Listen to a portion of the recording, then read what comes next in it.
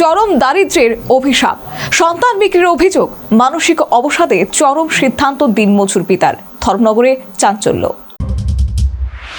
অভাবের তাড়নায় সদ্যজাত সন্তানকে বিক্রির অভিযোগ এবং তার জেরে মানসিক অবসাদে গলায় ফাঁস লাগিয়ে আত্মঘাতী হলো এক ব্যক্তি। চাঞ্চল্যকর এই ঘটনাটি ঘটেছে ধর্মনগর মহকুমার টুপিরবন্দ লালছড়া এলাকার ৩ নম্বর ওয়ার্ডে। মৃত ব্যক্তির নাম রবীন্দ্র দাস।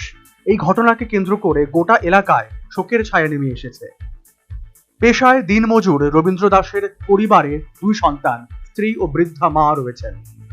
নুন আনতে পান্তা ফুরানোর সংসারে গত সোমবার অসমের মাকুন্দা হাসপাতালে এক কন্যা সন্তানের জন্ম দেন রবীন্দ্রবাবুর স্ত্রী। অভিযোগ, চরম দারিদ্র্যের চাপে পড়ে জন্মের পরই নিজের সদ্যজাত সন্তানকে শিলচরের এক ব্যক্তির কাছে বিক্রি করে দেন তিনি। সন্তান বিক্রির বিষয়টি জানাজানি হতেই স্বামী ও স্ত্রীর মধ্যে চরম বিবাদ শুরু হয়। লোকলজ্জা এবং অনুশোচনায় ভেঙে পড়েন রবীন্দ্র দাস। শুক্রবার সকালে বাড়ির পাশে একটি গাছের ডালে তার ঝুলন্ত দেহ দেখতে পান পরিবারের সদস্যরা।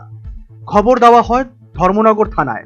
পুলিশ ঘটনাস্থলে পৌঁছে মৃতদেহটি উদ্ধার করে ময়নাতদন্তের জন্য পাঠিয়েছে।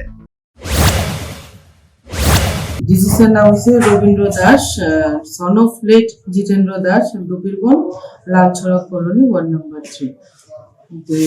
উনি গতকালকে রাত্রেবেলা 3টা নাগাদ ঘরের থেকে বাইরেছে, তারপর আর ঘরে ফিরছে।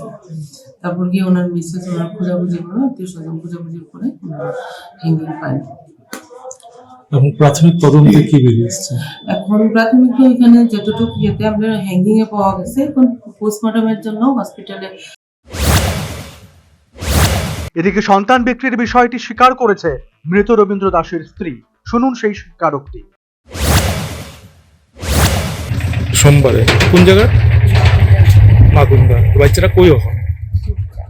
কার কাছে দিছেন? আপনারা কি তার কাছে কত টাকা পাইছেন দিয়া? এটার মধ্যে স্যার হাজবেন্ড আনছেন, আমি জানি না স্যার, সত্যি জানি মানে টাকাটা হাজবেন্ডে আনছে, তারপরে এটা লইই বাড়িতে ঝামেলা হয়েছে।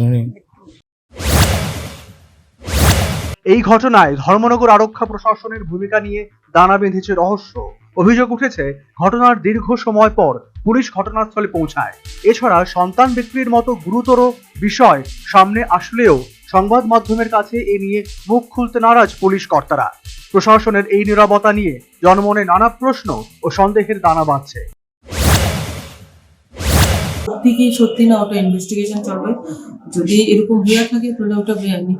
ওটা আমরা উনি কি সন্তানটা এমনি দিয়েছেন না বিক্রি করে? না, বিক্রি। টাকার না, টাকা পয়সার কোনো বিনিময় নেই। আপনাদের তদন্ত এখনো এরকম হয়নি। আসার পর আমরা নেক্সট ইয়েটা।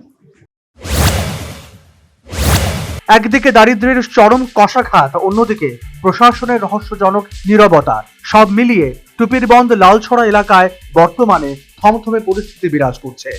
Bureau report, news vanguard.